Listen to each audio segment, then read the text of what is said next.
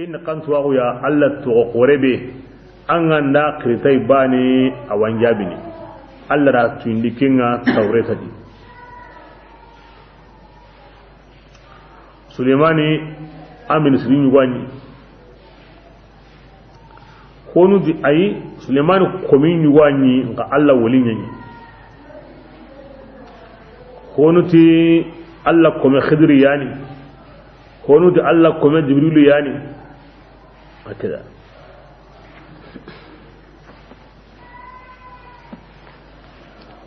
wa tawsiru ni ngono yimme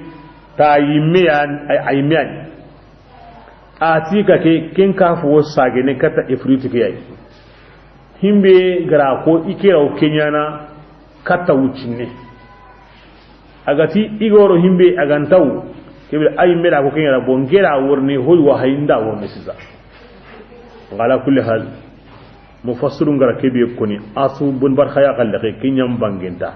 kinyen mashhur nga muwasri indal mufassirin mufassir nu ma kinyam banganta suya bismillah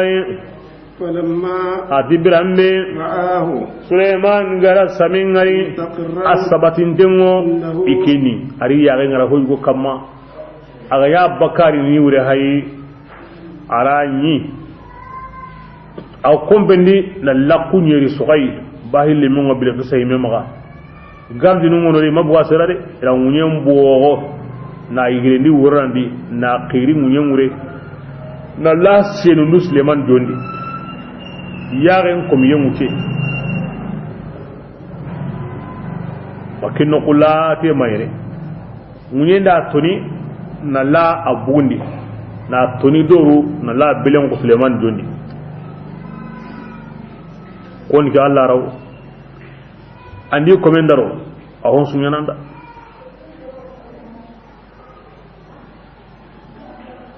to ke albenyim he qifare he Allah ko muslimin ya san qaida nyani Allah ga ho andi bunyum na mu'jizai muhalihe ananya iko musurunda karamai bismillah qala Sulaiman tinna kirti ke modi ke ninge kama fason dawni nge kama ngamunda ninmu ya baga yallinge Sulaiman wa kufandini wa min wo kisrin Allah woni ni manga waman kibiran gen kawanan kanu atinga yemmebe aga ikaman neman kufa annama akaman kufande ani duwada de kufande mbara yanta kini Allah ide ananyi ma da Allah nan jidi yemmebe wa aga neman fisirin Allah nge kamanga akarin denwo baka ken kufande mbara anta har bane bondina Allah wa honnan sire nyen kahana koyi honnan sire nyen ken sikandinga nema sakandi bi ga nyaada qissanu kudi sirega yu halle hayna ngan dam ngone kem pay ga kay yire khari ar Allah kufa na akoyoy ikanude ike gandati ruhu Allah kinya ni da ke birenga ikaman kamana haya yalli ke kufa na minti kufa na ika kaman pa minta kufa ndede anda kufa wo amma kufa wo annan yima da mangani me kama haqiqa ibe daima Allah ko mu ke mo Allah ganda kairinge da ikanna da ya ta hana ta hilla ta sika ke tara walangala yime ige kaman wani wure baga de kiwa khairinga wonyananda anna warake yokidi annan kanu Allah ko ni gessa gonya nge ka komonne komedo kutayin tabaka ando soriyen tabaka ando gulli buren tabaka Allah ko manan sa gonyanda annan gaba kanna de Allah ko musulmu neman alikundo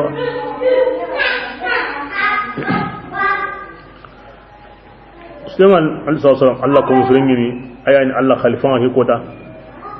ikum ma yan kantin ni daiman idi dunaga ido kumun naga ido Allah naga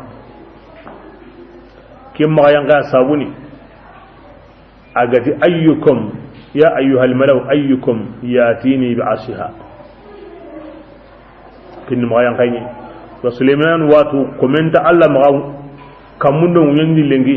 himbe gantinta Allah dini ke o kento awatu ke ganata Allah na himbe nya sisa wanya na kene mo yan kayni ikungo kunduya Allah sallallahu alaihi wasallam ani sahaba nan duwaida yo duwa mun ni ma Umar saray tiwara umranga adu Umar angana diga maga munginga tan duwa usudu kuide ken mo yan kayni kem balle Allah farem mani hajuna Umar duwa lakin mo yan kayni ko men nan sire mo yan kana ona tuqa ja kanan kin o duwa mununu hallan ken maga timmante anga duwa mununu ho maga anda gamun himbe ga matimme nambaga ona kintu aw husurnaka ande bunyum kifaru iqtisana ne konni idigam kuri golluko angan killunya to kodai awren ona men sere on arta woni ona men sere sere makni kinere hina tamallahi anta na duwawi kintan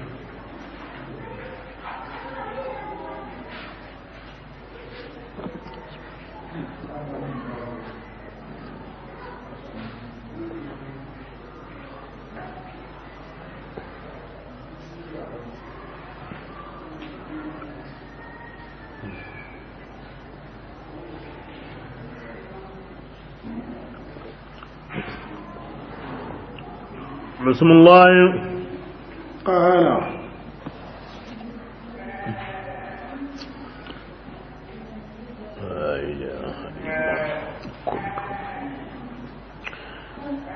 أغراني وري على الله كوفة نبركان سون كم بلاتي نكروا أرشها كبرنا قرأ السمكي قرأ يلنا كوفة أدعني قرأ يوم مودي أنا وري أغا سمي موبي كمبرين أكنا هيني يلي أوكتا أتونوا ما أونيانا يلي يمونا إغانتا هو يلان تنتو هو كان قتونو بس واه كريم مغون تونو كراي نياموني يودي أياغن وري أغانداري واه هيني دو كمباتي يلي كريم قورن نوا أري يلي سوا غواتونو wal manga na honyilla aranda kata tuno hakere maknya mo osri o ken qatu ila illa honni nan no kuy wonu illa ayya gamura honni bismillah falamma atibir amme ya gadi kiga ken Sulaiman ya qila diga mun no gondi iti ya ngare kedangani hakaza arshuki ke birenga an samebe anga buna to am palleno ki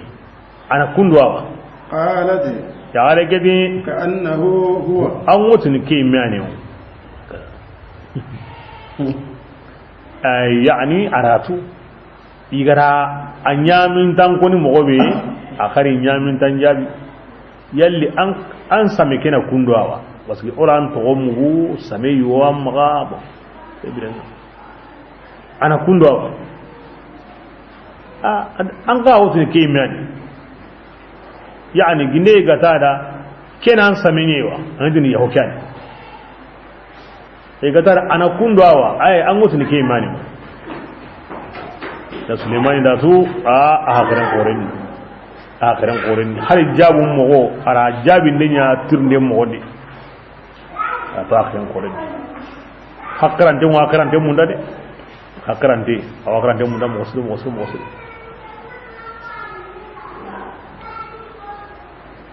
وكذا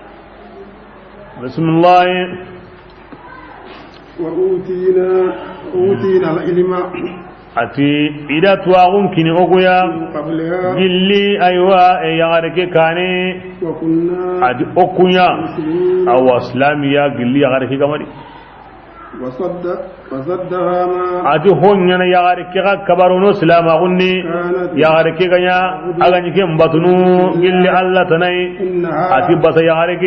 يغارك يا جلي سروي كافرين كمني كافرين يا قيل لها أيوة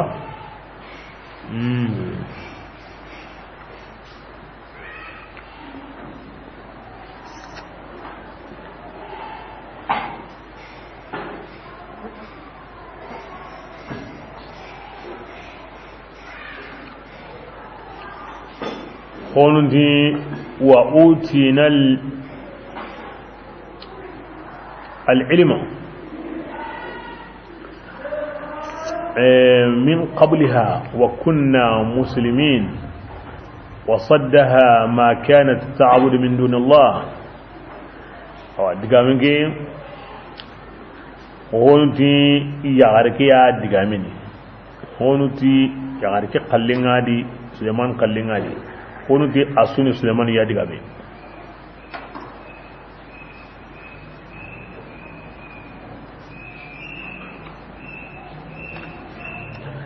an Suleiman ndi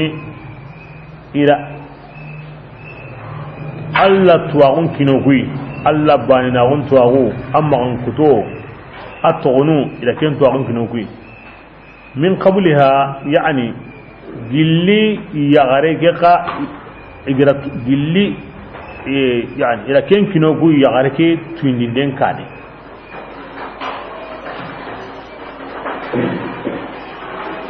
gilli yagareke gama isamentu gilli yagareke gama allatu ko allatu or allatu akane ko ora tuqa alla do tuindi nanti yagareke awi samentu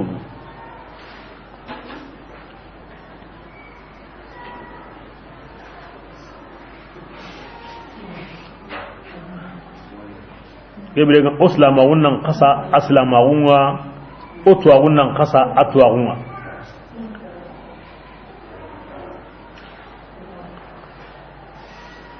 akon lagar islama wono alagari Allah tunu nga hilla kafana nyanyi tahana an kiyen batu kini at-tafsirina himbe ga asukta yan balik no kunne ga tafsiri muaqqad asitin tin ko no wo asukta ko su ga wadi bismillah qila laha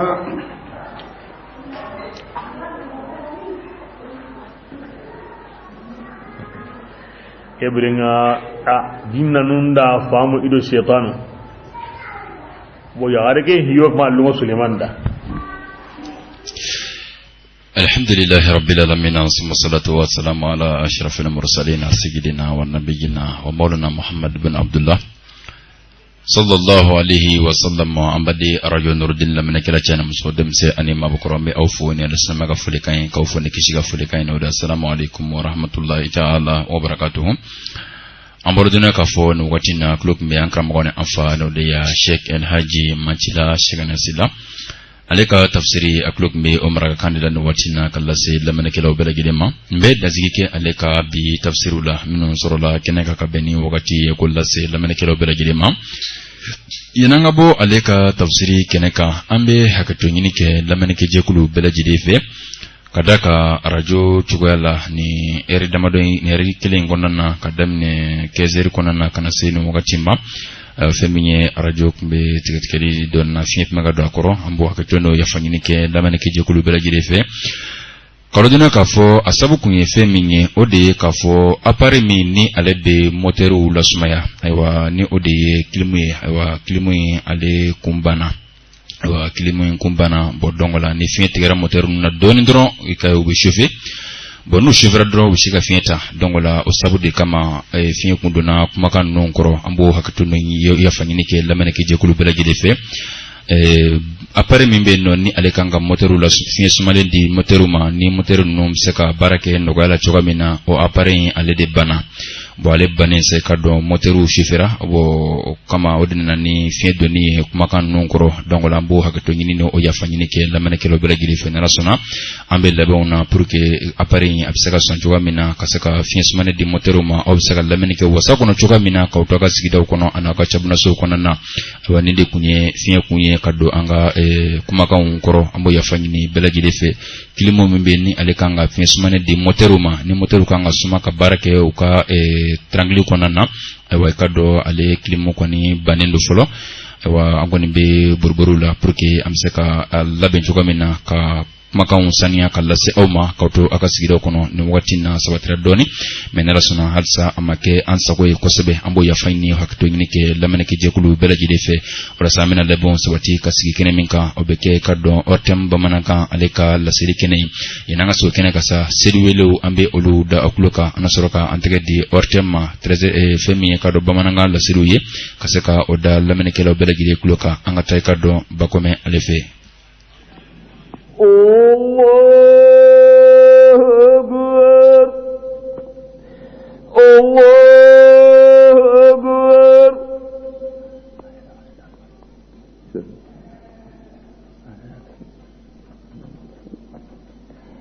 أشهد أن لا